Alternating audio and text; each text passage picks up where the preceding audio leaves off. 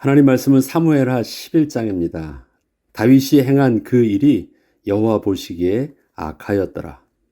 오늘의 본문은 그동안 우리가 알고 있던 다윗의 이미지와는 전혀 맞지 않는 다윗에 대한 이야기를 다루고 있습니다. 이는 하나님 마음에 합한 다윗의 모습도 아니었고, 사시는 만군의 여호와 앞에 그렇게 당당히 서서 행동하고 있던 그 믿음의 모습도 아니었으며, 하나님이 버리셨다는 사울왕조차도 그러한 일은 하지 않았던 아주 심각한 죄를 범한 다윗의 모습을 오늘 성경은 보여주고 있는 것입니다.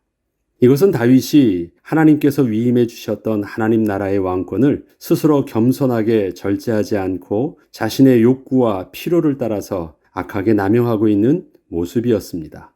이러한 다윗의 죄의 모습은 지난날 사울이 다윗을 죽이기 위해서 휘둘렀던 그 폭력적 모습처럼 그렇게 드러나고 있지는 않았지만, 좀 더 고상하게 왕의 예를 갖추고 도덕성과 종교적 규례로 포장되어 은밀하게 진행되고 있었습니다.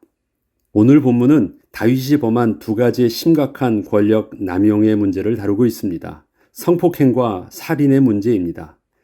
다윗이 범한 두 가지의 문제를 다른 우회적 표현으로 돌려 말하지 않는 이유는, 우리가 말을 완곡하게 돌려서 말한다고 해서 하나님 앞에서 이러한 다윗의 심각한 죄의 문제가 경감되거나 없어지는 것이 아니기 때문입니다. 그런데 이것을 세상 사람이 악하다 여기는 도덕적 관점에서 보아도 심각한 문제이지만, 오늘은 우선 다윗이 행한 그 일이 여호와 보시기에 악하였다는 영적인 관점에서 먼저 다윗의 죄를 묵상해 보아야 하겠습니다.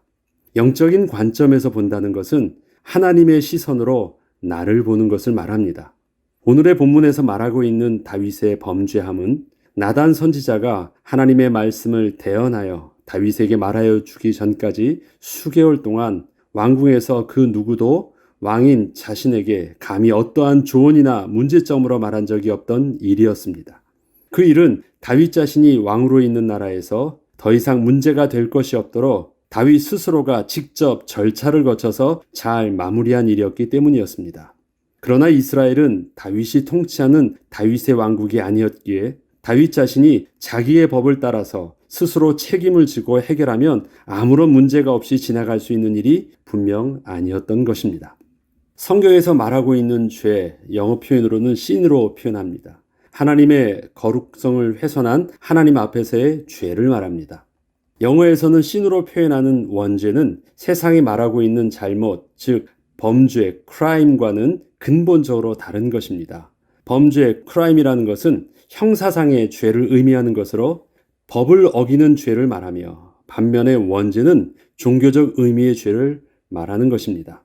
법 앞에서의 문제가 된 것은 법으로 문제가 해결될 수 있습니다. 범죄를 지은 자는 법에 따라서 형을 받거나 보상을 해주거나 벌금을 물면 범죄한 것은 해결함을 받을 수 있는 것입니다. 그러나 원죄는 하나님 앞에서 범한 죄이기 때문에 하나님의 거룩하심을 만족하지 못하면 죄는 해결함을 받을 수 없습니다. 사단은 사람들의 죄의식을 의도적으로 sin에서 crime으로, 또 원죄에서 범죄로 바꾸도록 미혹을 합니다. 이것은 사람들이 하나님 앞에서 하나님을 떠난 자신의 영적 실존을 제대로 보지 못하게 하고, 단지 세상 사람들의 도덕적이고 법률적인 사회적 기준 앞에서 자신을 그렇게 보게 하려는 것입니다.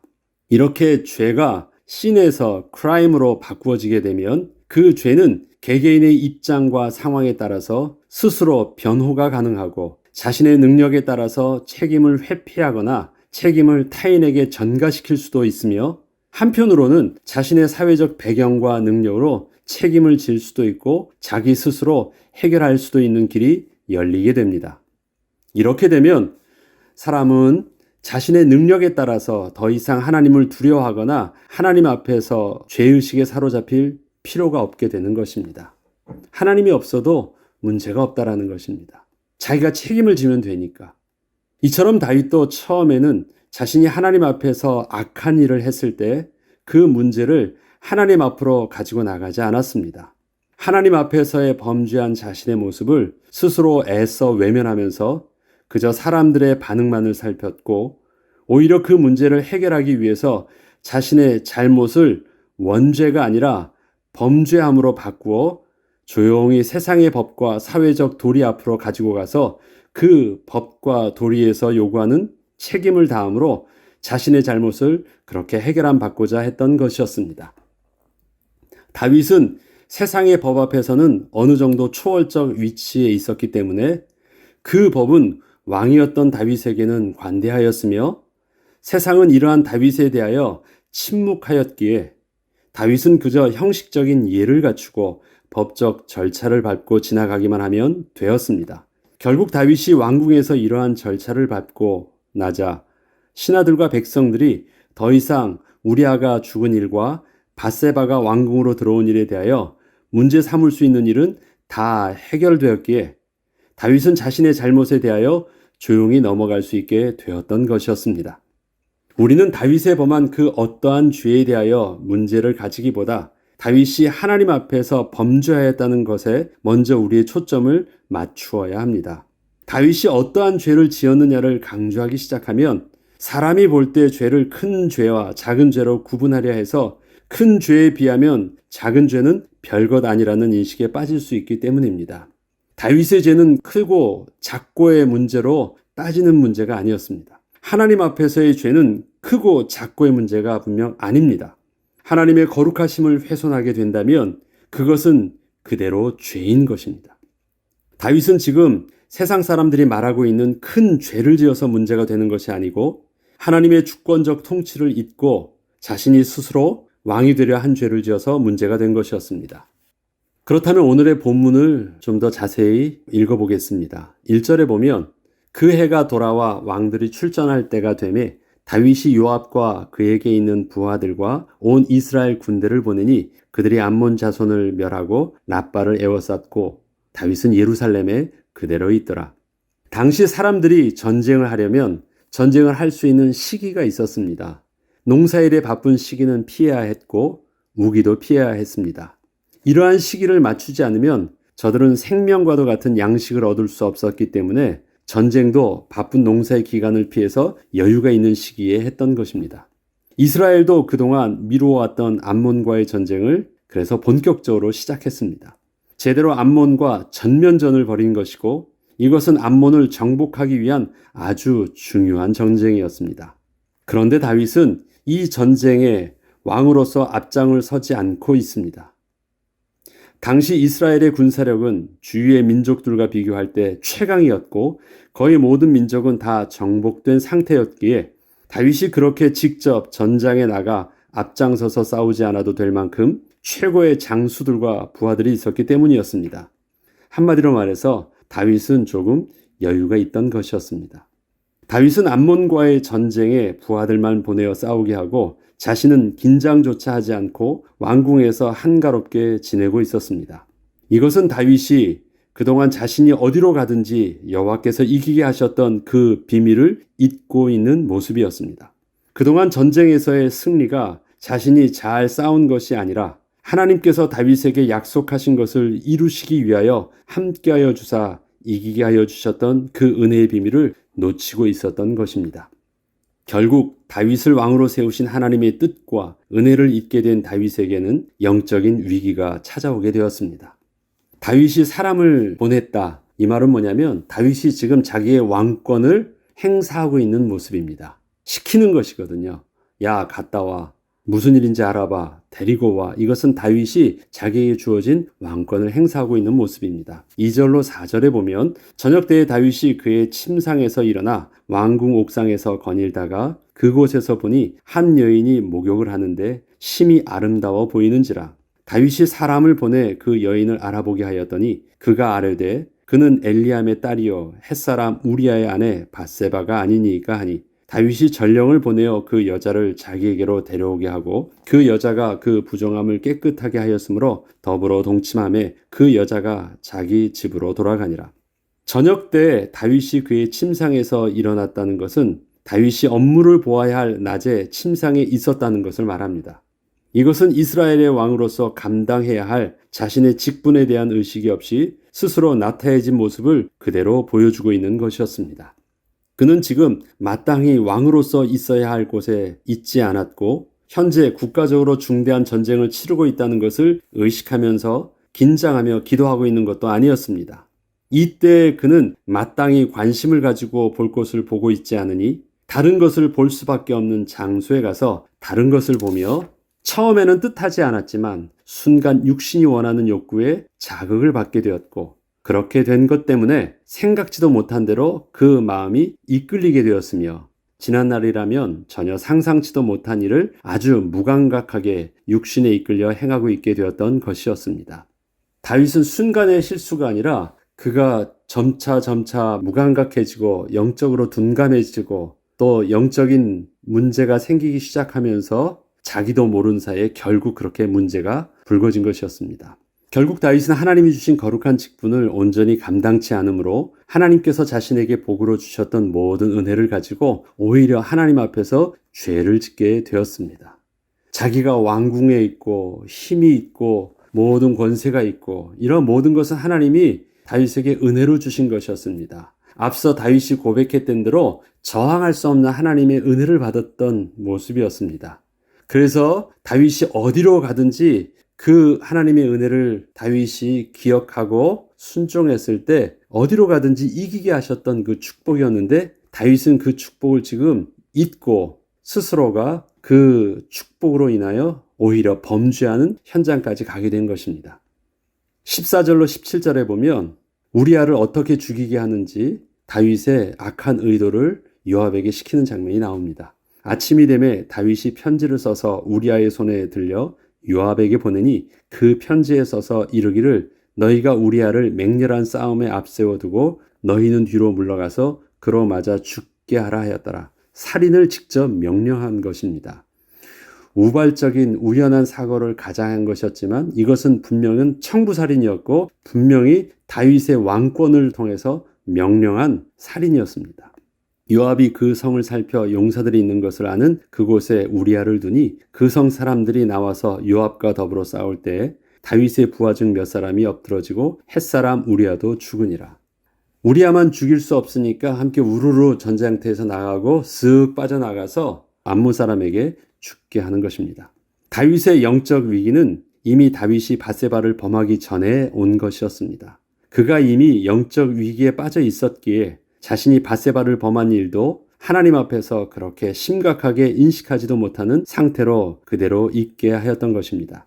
이처럼 다윗이 하나님에 대하여 의식이 둔감해지자 지난날 사울왕이 하나님보다 백성들의 눈을 더 두려워해서 행동을 했던 것처럼 다윗도 하나님의 시선보다 백성들의 시선을 더 크게 의식을 함으로 하나님 앞에서 자신의 잘못에 대하여 죄의식을 느끼기보다 백성들 앞에서 자신의 잘못을 감추고 해결하기에 급급하였던 것입니다.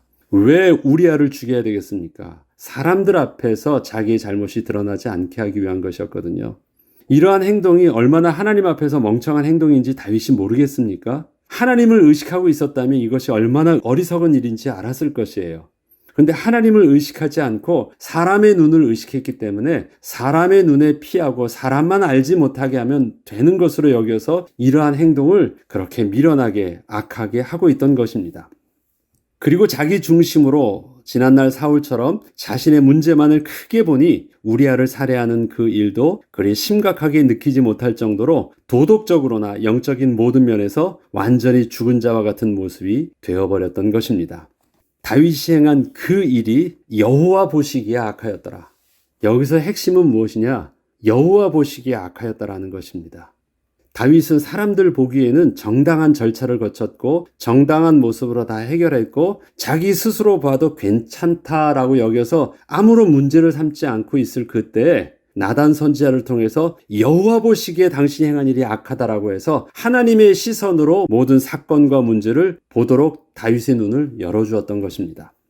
14절로 27절까지의 모습을 좀 길지만 발췌해서 읽어보면 혹시 왕이 노하여 너희가 어찌하여 성에 그처럼 가까이 가서 싸웠느냐? 그들이 성 위에서 쏠 줄을 알지 못하였느냐? 어찌하여 성이 가까이 갔더냐 하시거든 내가 말하기를 왕의 종 햇사람 우리아도 죽었나이다 하라. 전령이 왕의 종 햇사람 우리아도 죽었나이다 하니 다윗이 전령에게 이르되 너는 요압에게 이같이 말하기를 이 일로 걱정하지 말라. 칼은 이 사람이나 저 사람이나 삼키느니라. 그 성을 향하여 더욱 힘써 싸워 함락시키라 하여 너는 그를 담대히 하니라. 우리아의 아내는 그 남편 우리아가 죽었음을 듣고 그의 남편을 위하여 소리내어 우니라. 그 장렬을 마침에 다윗이 사람을 보내 그를 왕궁으로 데려오니 그가 그의 아내가 되어 그에게 아들을 낳으니라. 다윗이 행한 그 일이 여호와 보시기에 악하였더라.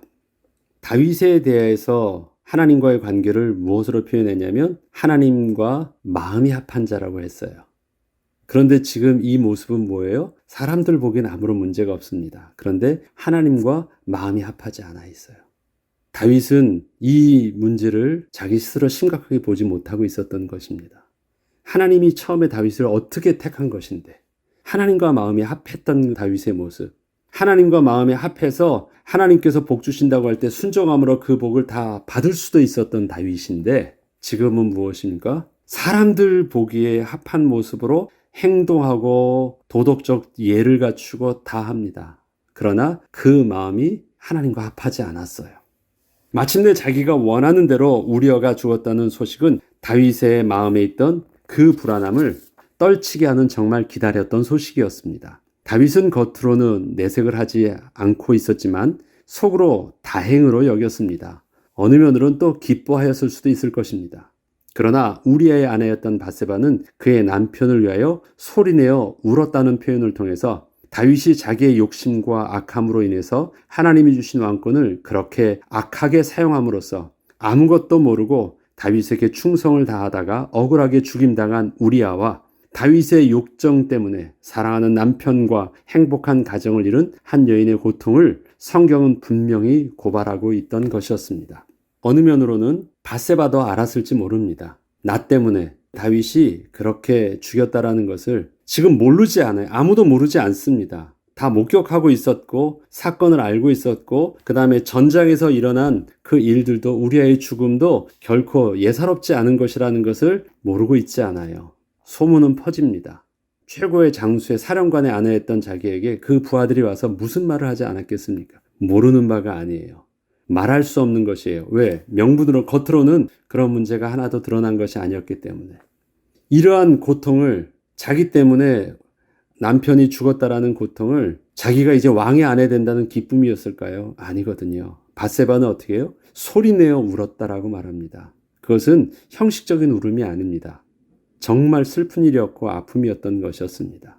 어쩔 수 없이 다윗의 아내가 나중에 되지만 그렇게 벌어진 사건은 너무너무 고통스러운 아픔이었고 다윗에게 일방적으로 당한 폭력이었습니다.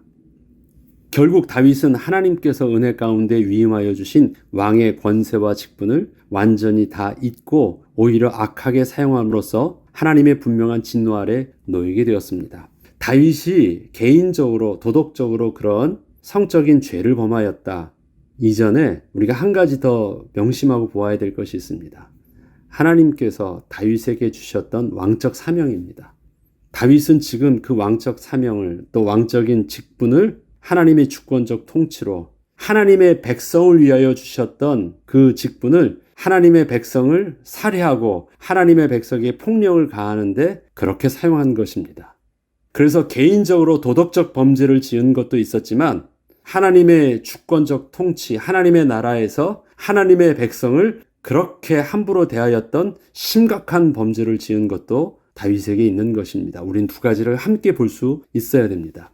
이것은 다윗이 사람들 앞에서 용서를 구하고 해결함을 받음으로 끝날 수 있던 문제가 아니었고 그가 스스로 하나님 앞에서 분명한 죄를 지은 심각한 영적인 문제였습니다. 이 때문에 다윗은 먼저 죄를 죄라 인식하고 고백해야 하는 것이 하나님 앞에서 먼저 필요했던 것입니다.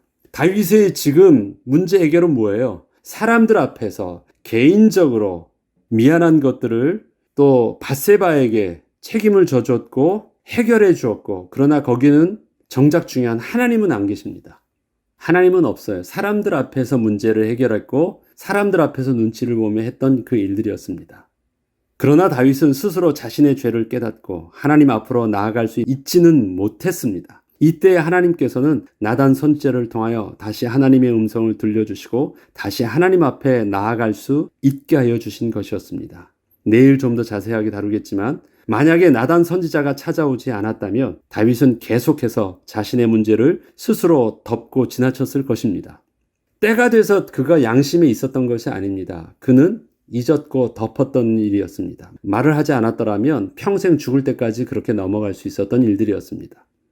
하나님을 의식하는 경외함을 잃게 되면 찾아오는 영적 위기는 인간의 영적이고 도덕적인 모든 것을 마비시켜 결국은 망하게 할 것입니다. 다윗은 지금 그렇게 모든 것이 마비된 상태입니다. 이때 하나님의 말씀을 통하여 죄를 죄로 인식하게 하여 주시는 하나님의 은혜는 다시 다윗을 하나님 앞에 서게 하였고 잃었던 축복과 잊었던 다윗의 신분과 사명을 새롭게 회복시켜 주시기 시작한 것입니다. 그 은혜의 비밀은 저와 여러분에게서도 동일하게 하나님께서 우리에게 들려주시는 그 말씀들이 임할 때 우리가 그 말씀에 귀가 열리고 우리가 그 말씀에 눈이 열려서 그 말씀에 반응함으로 하나님 앞에 다시 회개하며 민감하게 하나님 앞에 서게 될 때 동일하게 우리가 받는 그 은혜이기도 한 것입니다. 우리는 그 은혜를 받아야 되는 것입니다. 우리가 비록 범죄할지라도 하나님의 은혜를 잠시 잊어서 범죄할지라도 하나님의 말씀이 우리에게 들려주실 때 그 말씀에 반응할 수 있는 성령의 역사는 우리를 다시 하나님 앞에 서게 하는 것입니다. 제가 앞서 저항할 수 없는 하나님의 은혜를 말씀드렸습니다. 성령의 역사가 우리에게 임하시면 우리의 의지와 상관없이 그 성령의 역사로 말미암아 하나님의 은혜 앞에 굴복하게 되는 것입니다. 그리고 하나님께서는 우리를 절대 포기지 아니하시고 끝까지 책임져 주시는 그 은혜를 우리가 누리게 되는 것입니다. 왜 가능할까요? 하나님의 백성에게 하나님의 말씀을 주시기 때문에 그렇습니다. 저와 여러분이 오늘 주 앞에 서 있고 귀한 말씀을 함께 묵상할 수 있는 그 은혜 속에서 우리가 정말 누릴 수 있는 은혜는 무엇입니까? 하나님의 거룩한 말씀에 비답해 우리 자신을 노출하는 것이고 그 앞에 우리가 순간 보지 못했던 우리의 죄를 다시 스스로 돌이켜보는 것입니다. 빛의 자녀는 빛이 비쳤을 때 빛에 순무례하지 않고 그 빛으로 나아갑니다. 그러나 어둠의 자녀, 하나님을 거부하는 자들은 그 빛을 거부하며 도망을 갑니다. 우리가 비록 죄를 지었다 할지라도 우리가 거룩한 빛 앞에 다시 노출되게 되면 우리는 다시 그 빛 앞으로 나아갈 수 있는 은혜를 누리게 되는 것입니다. 그것이 오늘도 하나님이 우리에게 말씀하시는 너 그거 죄야, 하나님 앞에서 범죄한 것이라 말할 때 그럼에도 불구하고 우리가 하나님 앞에 설 수 있는 영적인 비밀인 것입니다. 저와 여러분의 오늘의 말씀이 우리를 기쁘게 하고 우리에게 복이 되는 말씀이 아니라 때로는 우리를 고통스럽게 하고 죄를 하나님께서 지명하는 말씀일 수도 있습니다. 그러나 그 말씀이 여전히 우리에게 소망이 되는 것은 그 말씀이 다시 우리를 회복하고 살리는 영적 비밀이 되기 때문입니다. 오늘 들려주시는 하나님의 말씀이 혹시 우리를 회개케 하신다면 거부하지 말고 부정하지 말고 감사합니다. 그 말씀대로 하나님 앞에 나와서 회개합니다. 다시 시작할 수 있도록 성령 하나님 나를 붙들어 주시고 인정하며 돌이킬 수 있도록 세임 주시고 용기를 주옵소서. 그 은혜를 누리는 저와 여러분 되길 주의 이름으로 축복합니다. 기도하겠습니다. 하나님 아버지, 다윗이 하나님께 받았던 불가항력적인 은혜는 하나님의 일방적인 축복을 일방적으로 하나님께서 주시는 대로 받는 은혜였습니다. 그렇지만 그 은혜는 성령께서 오셔서 하나님의 말씀으로 범죄하였다, 하나님 앞에서 죄를 지었다 말씀하실 때 그 말씀대로 깨닫고 즉시 하나님을 다시 인식함으로 하나님 앞에 회복할 수 있는 은혜를 얻은 것도 있었습니다. 하나님 우리에게 그 하나님의 은혜가 임하기를 원합니다. 복으로 주시는 은혜를 복으로 복답게 누리게 하시고 우리에게 범죄함을 하나님께서 지적하실 때 회개함으로 다시 하나님께 나아감으로 회복하는 은혜로도 우리가 이번 한 주간 또 누릴 수 있는 은혜가 있게 하여 주옵소서. 감사드리며 우리 주 예수 그리스도의 이름으로 기도합니다. 아멘.